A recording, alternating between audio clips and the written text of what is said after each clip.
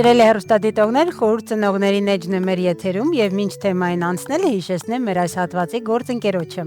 Բելգիական Ontex ընկերությունն իր Canbebe ապրանքատեսակով, որն ունի ի դեպ նորություն։ Բնական բաղադրիչներով մշակված Canbebe վարտիկ տակդիրները, որոնք արդեն հասանելի են Հայաստանի ողջ տարածքով։ Դրանք չեն պարունակում պարաբեններ, բուրավետիչներ կամ այլ գրգռող նյութեր, ձեր փոքրիկի համար ապահովելով հուսալի պաշտպանություն եւ երկարատև հարմարավետություն ողջ օրվա ընթացքում։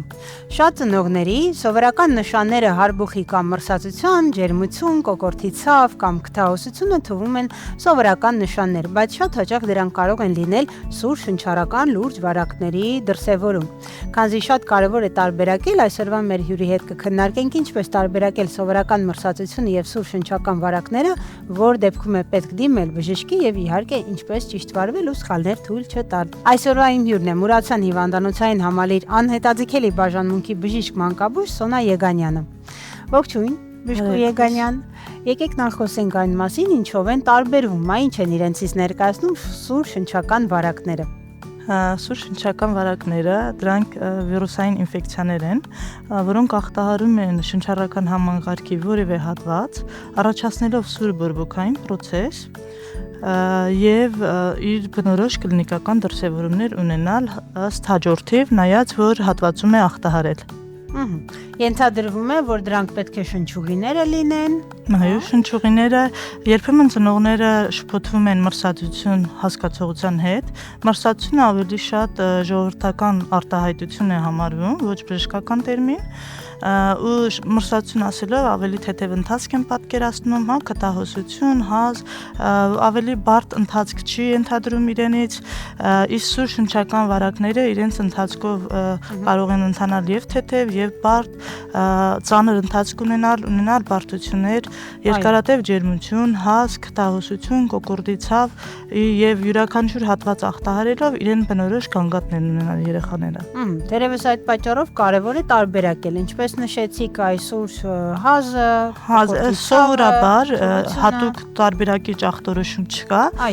Հիմնականում տարբերակումը այդ թեթև ընթացքն է, որը ավելի տպավորում է, որ դա մրսածություն է։ Ու բացատրեմ ինչու է եկել հենց մրսածությունը ասածը, քանի որ սուր շնչական վիրուսային ինֆեկցիաները կայուն են ցածր ջերմաստիճանի նկատմամբ, իսկ ցածր ջերմաստիճանային պայմաններում մենք մարդիկ փակ տարածքում ենք ավելի շատ լինում եւ իրար վարակելու հավանականությունը մեծանում է, դրանից է ավելի շատ եկել այդ արտահայտությունը մրսածություն։ Իսկ սուր վիրուսային ինֆեկցիաներն են հենց պատճառը, որ վարակում են մարդկանց։ Հետաքրքիր է իմանալ, որ դեպքում կարող են ծնողները թույլ տալ, ուշացնել բժշկի դիմելը, կան որոշակի չափորոշիչներ, որ օրինակ հիմա մեր հեռուստադիտողը կլսի ու կհասկանա, որ այս դեպքում պետք է արդեն դիմել բժշկի օգնության ու տան պայմաններում չբուժել։ Տեսեք, սկիզբը նախ հիվանդության ունենում է գաղտնի շրջան, մոտավորապես 3-ից 4 օր, հետո սկսում են կլինիկական դրսևորումները։ Դրանք կարող են լինել ընդհանուր թուլություն, ջերմության բարձրացում, քթահոսություն, հազ, կոկորդի ցավ, լինում են նաև փսխման դեպքեր, աչքից արտադրություն, ականջից արտադրություն եւ ծնողները երբ պետք է ուշադրություն դարձնեն դիմեն բժշկի, եթե երեխան կայուն բարձր ջերմում է, չի ենթարկվում ջերմիջեցնողներին, ունենում է դժվարացած շնչառություն հեվոց, արտահայտված գրգռված է լինում կամ հակառակը քնկոտ, ջրազրկված են լինում երեխաները, ունենում են ականջից արտադրություն, անկանոն վարքագիծ, այդ դեպքում անպայման պետք է բինել մանկաբույժի, ինչպես նաև նորասնային շրջանի բալիկներին ցանկացած գանգատի դեպքում անպայման պետք է զննվի մանկաբույժի կողմից։ Ու չսպասել։ Դուք ասացիք կայուն բարձր ջերմությունը, դա ենթադրում է օրինակ 1-2 օր թե ավել, 38 ավել, այ շատերը ասում են, եթե 38 եւ ավել է, արդեն պիտի ջերմիջեցնող տաս, ինչ կասեք դեռ այդ մասին։ Տեսեք, մեր ծնողների հիմնական սխալներից մեկը նա է, որ ոչ մեկ չի սպասում, որ ջերմությունը օրինակ 38, երեխան ակտիվ է,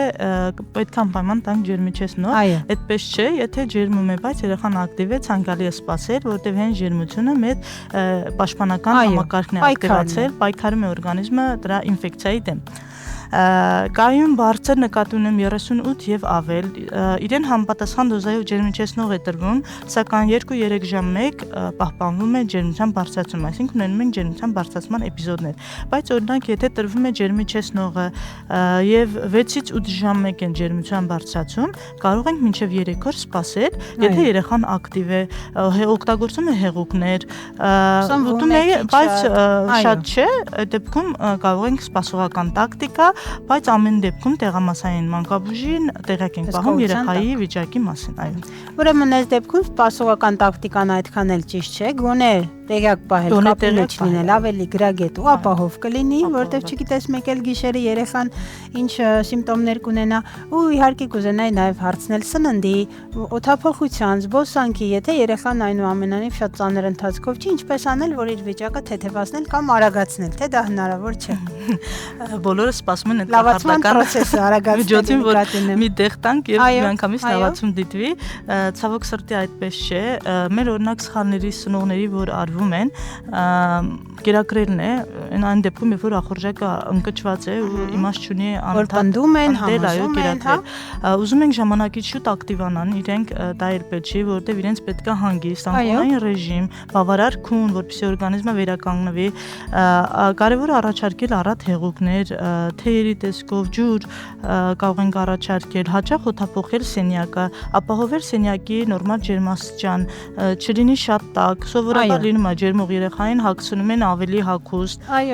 սենյակային ջերմաստիճանը լինի 18-ից մինչև 23, ապահովել բավարար խոնավություն, 40-ից 60% խոնավություն ապահովենք, օդափոխելու շնորհիվ դա նույնպես մաքրում է օդը եւ խոնավեցնում է շնչուղիները, ավելի թեթև է ընթացքը լինում,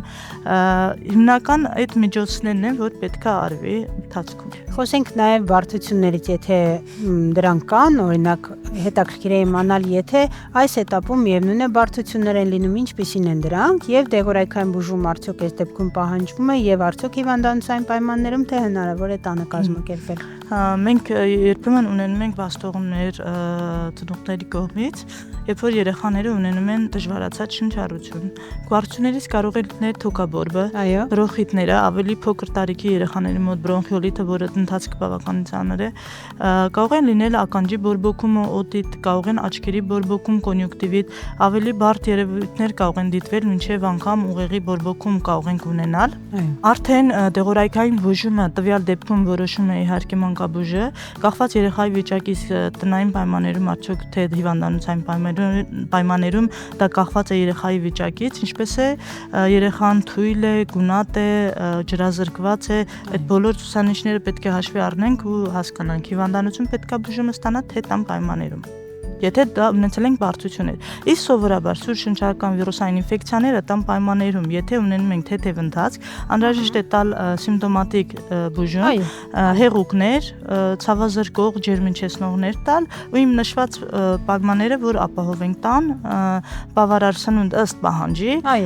ու օդափոխությունը։ Թերևս ամենաբարդը, եթե կհամաձայնենք, հիմնականում թոքաբորբի բաց թողումն է լինում, երեխան մի օր լավ է, տարանկայցի այսօր, բժիշկը զննեց, թոքեր լսեց, ամեն ինչ լավ է, հաջորդ օրը կտրուկ վատացավ, ցնցումանման նույնիսկ տենդին հասնող ջերմություն եւ այլն, կա որևէ խորհուրդ ինչպես խուսափել